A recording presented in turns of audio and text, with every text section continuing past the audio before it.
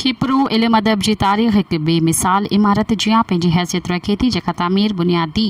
ख़ुसूसियत खे मज़बूती सां हिकु बहितरीन इंसानियत इख़लाक़ियत जो दर्स ॾिए थी। इहा ॻाल्हि उस्ताद अदबी फ़ॉर्म खिपरू जे 2 सालगिरह किताब वया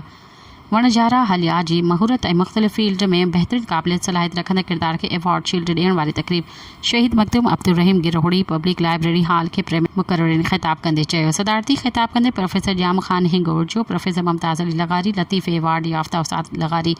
हकीम इमाम बख्श मंगरियो, एमजुमन कुंभर, हबीब लगारी,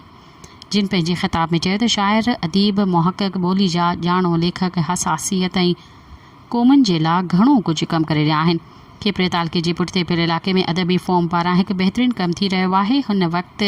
किताब लिखण पढ़ण जो कमु पंहिंजी हैसियत सां आहिस्ते आहिस्ते सुस्त रफ़्तारीअ सां अदम दिलचस्पीअ सबबु घटि थी रहियो आहे, मगर अदब जा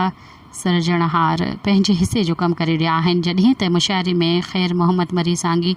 शबीर कुंभार, सलीम शर, पीरल मरी, बेताब मरी, मंसूर मरी, अरमान इब्राहिम, वली मोहम्मद वली, सादिक माछी, अकबर एस मंगरियो, न्याज़ मरी, सागर हिंगोर जो पंहिंजे निको शाइरी पेश कई।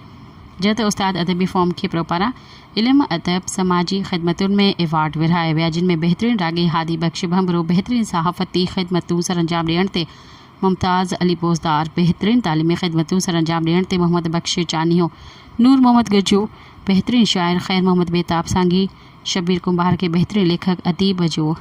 ताज मोहम्मद हाली पोटो ऐं सागर हिंगोर जो बहितरीन सुघड़ जो अमर अब्बास के एवॉर्ड सां नवाज़ियो वियो। सब्सक्राइब कयो अवामी न्यूज़ HD खे ऐं ताज़ा तरीन ख़बरुनि लाइ ॾिसंदा रहो अवामी न्यूज़ HD।